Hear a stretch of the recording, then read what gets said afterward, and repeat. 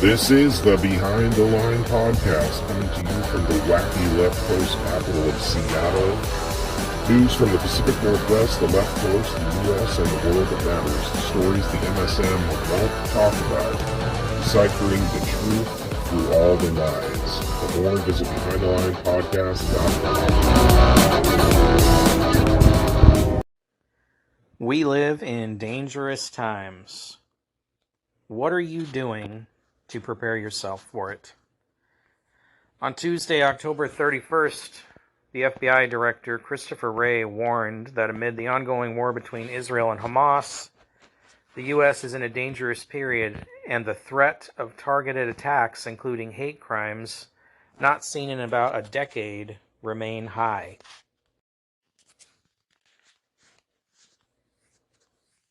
The threat perception of international terrorism in the United States was deemed remarkably low in recent years, especially after territorial gains of the so-called Islamic State terror group were liberated in Iraq and Syria. But recent reports in the U.S. media citing senior American officials says Hamas' deadly attack October 7th on Israel is likely to have implications for individuals in and beyond the U.S. The reality is that the terrorism threat has been elevated through 2023, but the ongoing war in the Middle East has raised the threat of an attack against Americans in the United States to a whole other level, Christopher Wray said in testimony before the Senate Homeland Security and Governmental Affairs Committee. He likened Hamas to ISIS. Wray said that while the FBI has no evidence of an imminent threat from a foreign terrorist group inside the U.S., Al-Qaeda has issued its most specific call for violence against the U.S. after many years. Besides, the Islamic State has urged its purported followers, often deemed as sleeper cells by a number of intelligence agencies, to target Jewish people in the United States and Europe. Christine Abizaid, the director of National Counterterrorism Center, said that the Israel-Hamas war has featured in Al-Qaeda's propaganda since October 7th. We have seen it from Al-Qaeda affiliates, almost every single one of them, she was quoted as saying by Newsweek. We have also seen it from ISIS, which isn't ideologically aligned with a group like Hamas, but is still leveraging this current conflict to try to sow the kind of violence, bring adherents to its cause in a kind of exploitative way. Meanwhile, the FBI director said the most significant concern for the FBI is extremist acts of violence, which could potentially be committed by lone individuals inspired by the terrorist groups. We have seen that already with the individual we arrested last week in Houston, who'd been studying how to build bombs and posted online about his support for killing Jews, Wray said. And with the tragic killing of a 6-year-old Muslim boy in Illinois in what we're investigating as a federal hate crime. And meanwhile, our border is wide open. You have record numbers of people continuing to cross the border unchecked. Military-age single men, not families, not people trying to escape the socialism, the communism that exists south of the border, the drug lords, all the other things. Single-aged, fighting-aged males. For what? Why are they coming here? One can only speculate, maybe use some common sense. So to go right along with that, have you heard about this? Republican senators have sounded the alarm on the Biden administration's border policies after Border Patrol agents caught illegal border crossers who were carrying explosive devices that Senator John Barrasso, a Republican from Wyoming, said were tailor-made for terrorism. Mr. Barrasso, who is the Senate Republican Conference chairman, made the startling revelation at a press conference on October 31st. The senator said that over 8 million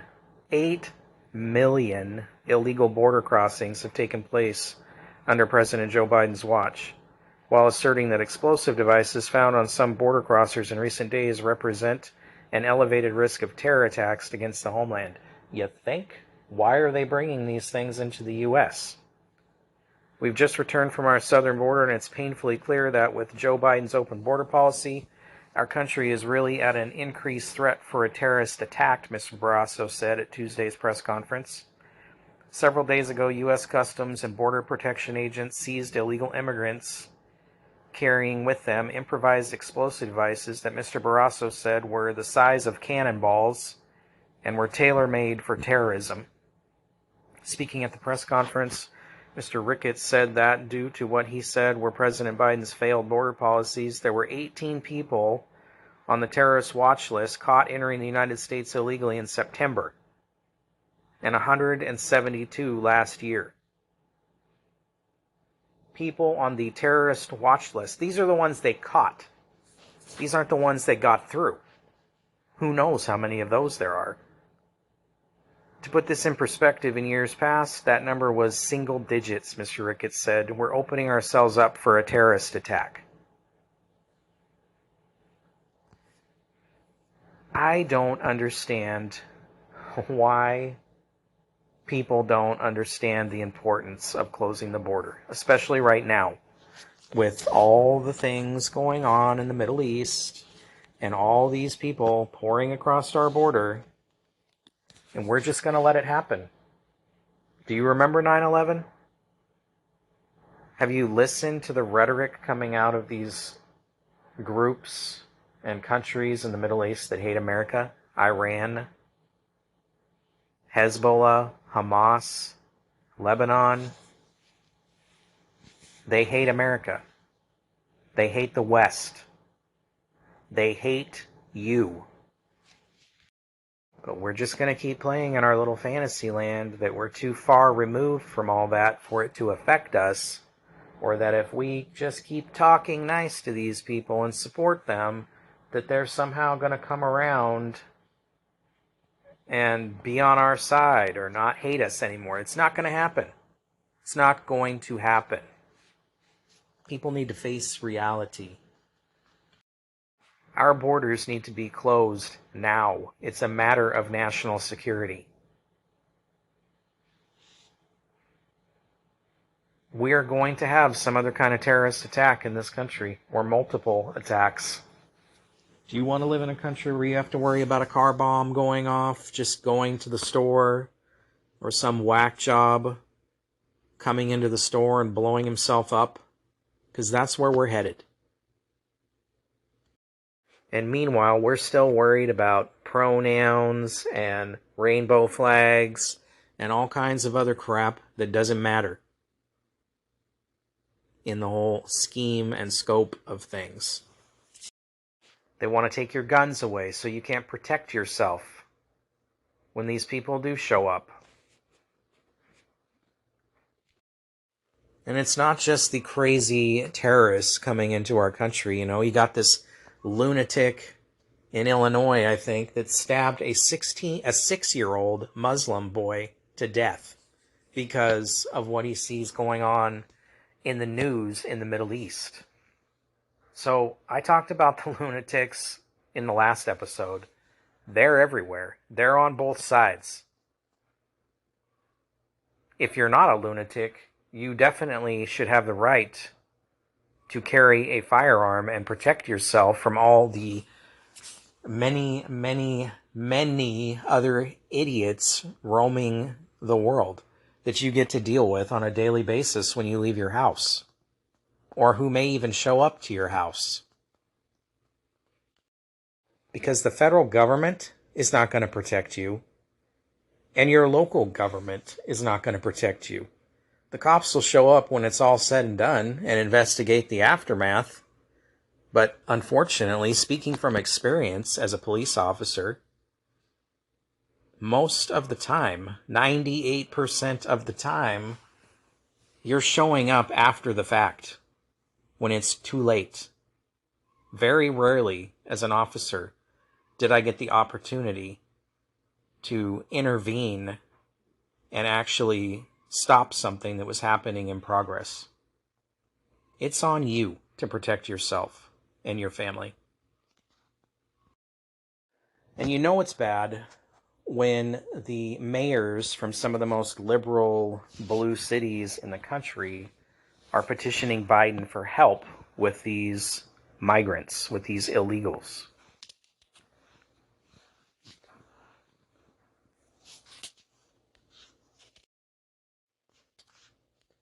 The mayors of Chicago, Denver, Houston, and Los Angeles are pressing to meet with President Biden about getting federal help in managing the surge of migrants they say are arriving in their cities with little to no coordination, support, or resources from his administration. The Democratic leaders say in a letter obtained by the Associated Press on Wednesday that while they are appreciative of Biden's efforts so far, much more needs to be done to ease the burden on their cities. Migrants are sleeping in police station foyers in Chicago. In New York, a cruise ship terminal was turned into a shelter. In Denver, the number of migrants arriving has increased tenfold, and available space to shelter them has withered. With fewer available work authorizations, these migrants cannot find work that would allow them to get into proper housing.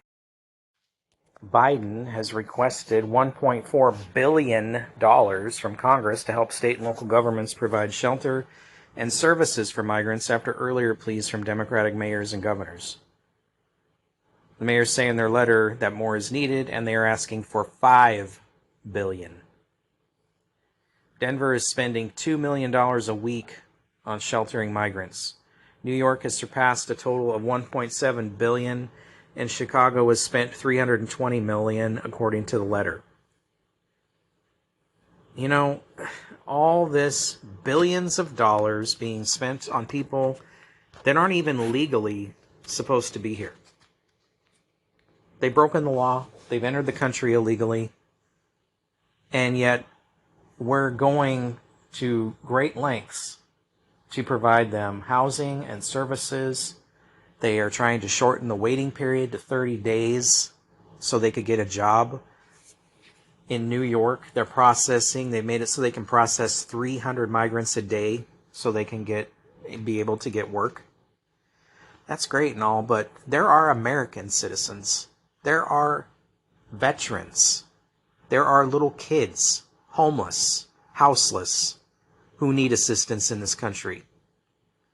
People who are citizens of this country who should be helped. That this money, this endless amount of money that they're spending on these illegals should go to.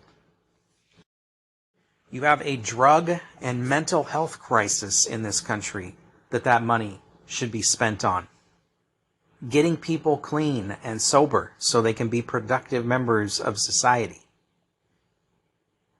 Getting people the mental health care that they need so they can be productive members of society. We should not be spending this money or using these resources or taking up all this space for people who aren't even legally supposed to be here. They are overwhelming the system in every state, the resources in every state for the citizens of the state who are supposed to get those resources. They're overwhelming our hospitals and medical care. Have you gone to the hospital lately? It's full of people sitting in the ER waiting room to be seen by a doctor for whatever, because not for emergencies, just for medical care, because they can't go to or won't go to a regular doctor's office because they're not supposed to be here. They're overwhelming the system. Police and fire departments have to deal with all this stuff. An ambulance that transports somebody to a hospital, because the hospital is overwhelmed, they may have to sit for 3 to 6 hours with a patient until they're seen, because they can't just dump a patient. And the hospital is overwhelmed. Now, you can't afford to have fire department ambulances sitting around a hospital for 3 to 6 hours when there's other stuff going on. What care are you going to get if you call 911?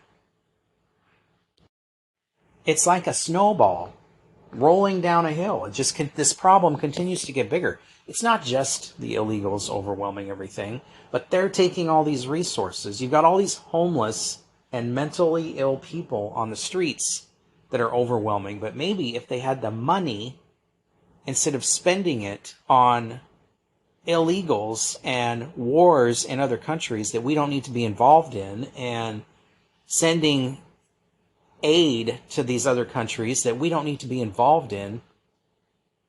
America first. Spend that money at home.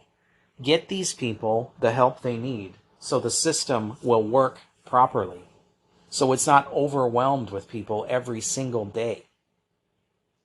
Mental health care, drug addiction, homelessness. Do something. Stop spending this money outside of the country or for people who don't belong here. American citizens deserve that help. Veterans who served this country deserve that help. Enough is enough of this. Are we going to finally wake up when one of these illegals walks into a supermarket and blows himself up and kills 20 people? Walks into a school and blows himself up and kills a bunch of kids? Are we going to wake up then? Oh, we're going to get so angry and say, we didn't know, we didn't see this coming. We can't believe this happened. Give me a break. It's going to happen if you don't do something to stop these people. Quit living with your head in the sand. We did that for a long time, and then 9/11 happened. Oh, it took us by surprise, caught us off guard, we can't believe this. And for a while, we came back together. We cared about this stuff. And then we got complacent again because people have no memory. People just, as long as they've got their Starbucks and Netflix and whatever, fast food, we're fine. We're a long ways from all that trouble. It's banging on your door. You just don't know it. Oh yeah, don't forget about that other war we got going on still in Europe with Ukraine and Russia. You don't see much about that on the news anymore with all this Israeli stuff going on, but it's still raging. Russia just launched a whole bunch of airstrikes last night. Drones and missiles. So now Putin has signed a bill Thursday to allow Moscow to pull out of a long-standing nuclear testing ban treaty amid heightened tensions in Ukraine and the Middle East. State-run media reported that the Russian leader signed the measure into law after it was passed by Russia's parliament, or Duma, last month. The Comprehensive Nuclear Test Ban Treaty was initiated in 1996, and Russia ultimately signed it, although the nuclear-armed countries of the United States, India, Pakistan, and China, among others, did not ratify it. The CTBT bans all nuclear explosions anywhere in the world, but the treaty was never fully implemented. Mr. Putin noted in October that signing of the measure would mirror Moscow's relations with the United States. The Kremlin also recently denied that it intended to carry out nuclear testing after it ended the agreement. The president was primarily referring to the need to bring the de facto situation to a common denominator with the United States, Kremlin spokesman Dmitry Peskov told reporters in October. There have been concerns, however, that Moscow could again start resuming the testing of nuclear weapons to try and prevent the United States and other Western countries from continuing to back Ukraine in its war against Russia. Of course they're going to. Of course they're going to. They're going to flex. They're going to go start setting off nuclear bombs so they can flex to make everybody think twice about messing with Mother Russia. It's an intimidation tactic. Of course they're going to do that.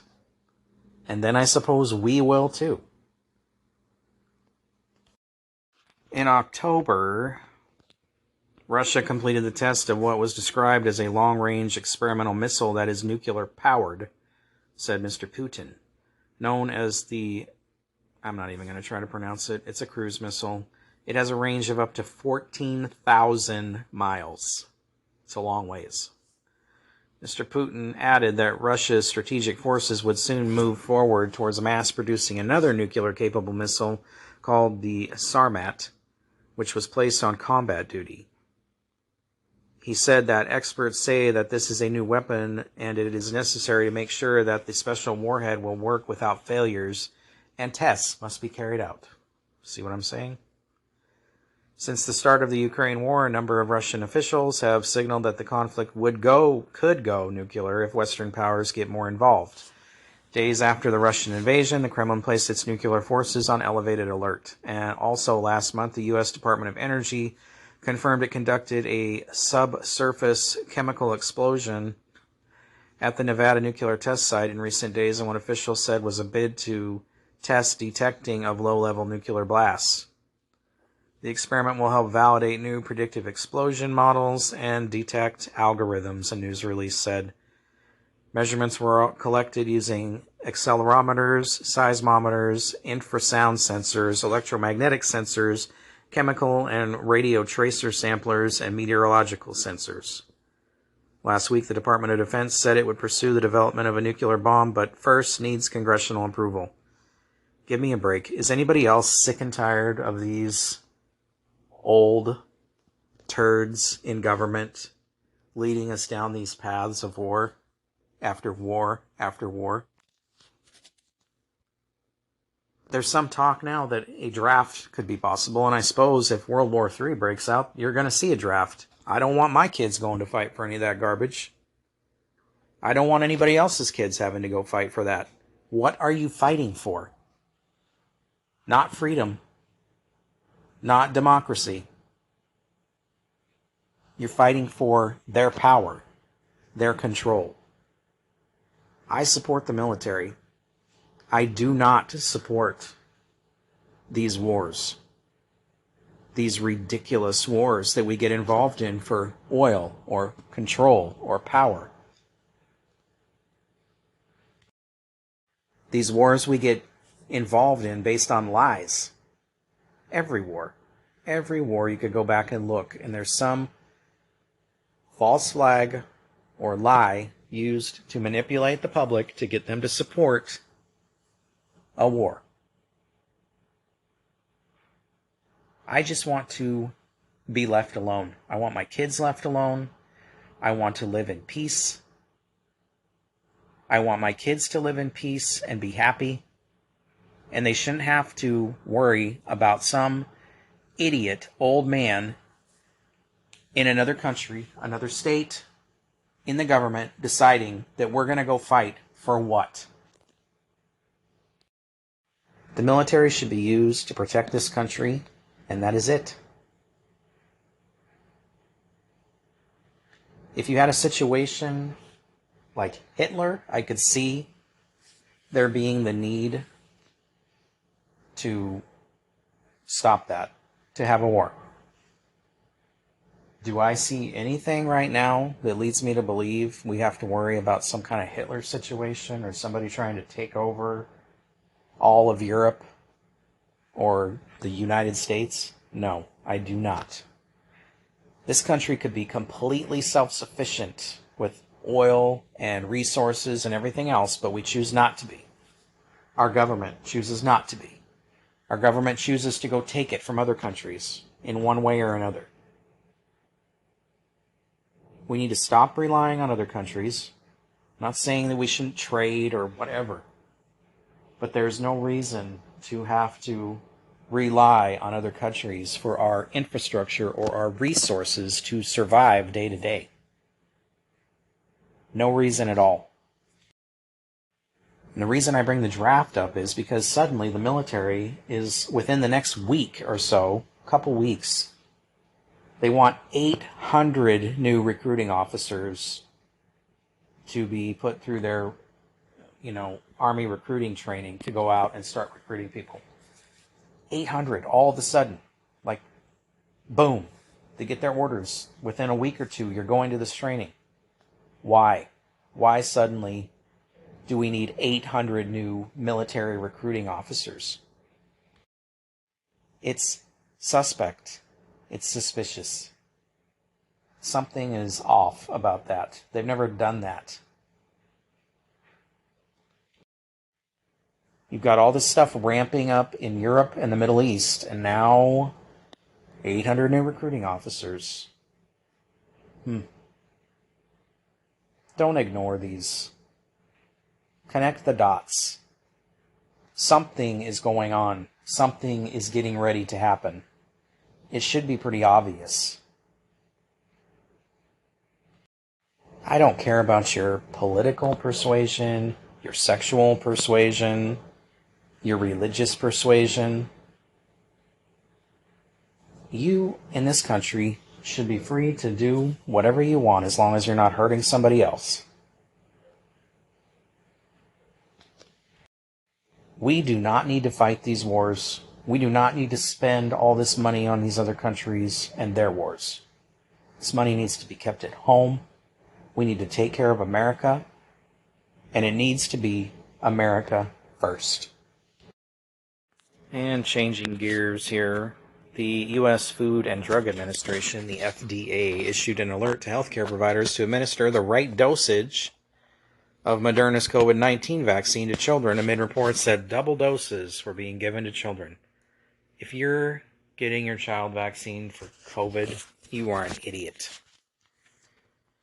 We are advising healthcare providers to administer the Moderna COVID-19 vaccine to individuals 6 months through 11 years of age to ensure that the correct volume of the vaccine is withdrawn from the vial so that the correct dose is administered to the vaccine recipient. You think?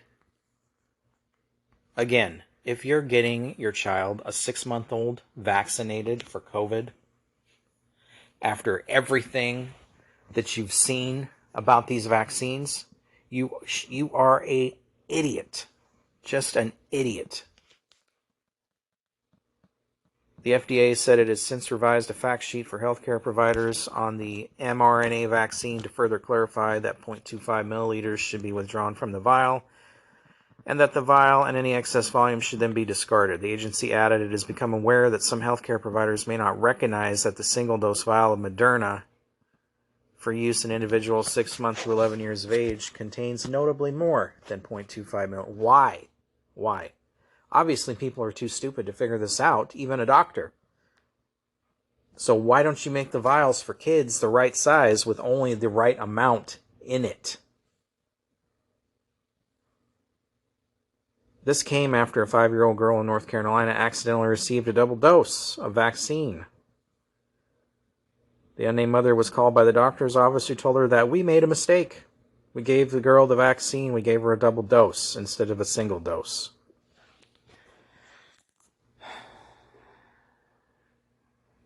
I just, honestly, it baffles me. In late 2021, more than a dozen children were given an incorrect COVID-19 vaccine dosage in Antioch, California. According to local reports, some children received double the amount they were supposed to. In a more striking example, some 110 kids aged 5 to 11 were given the wrong dose of COVID-19 vaccine at a pharmacy in Virginia. The county's health officer at the time said that the pharmacy that administered the shots incorrectly attempted to use the adult vaccine to provide to children by cutting the doses into thirds. I'm baffled by people doing this to their children. I don't understand. This is a sickness, a bioweapon, for the most part, that causes you to feel like crap. It may have some lingering long-term effects, but your body can fight it off, just like the flu. You don't need to get a shot.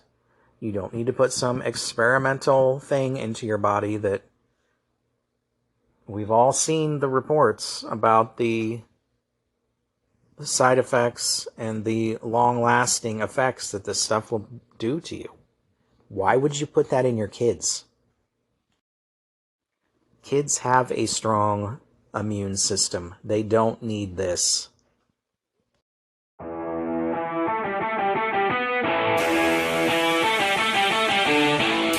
Thank you for listening to the Behind the Line podcast. If you like this broadcast, please like and share it. Please follow us on Facebook, Rumble, YouTube, Twitter, Truth Social, Telegram, Gab, Parler, and LinkedIn. You can find our podcast at BehindTheLinePodcast.com, NetNewsNetwork.net, and on Anchor, Spotify, Amazon Podcasts, Apple Podcasts, Google Podcasts, iHeartRadio, TuneIn, and anywhere podcasts can be found. Thank you for your support.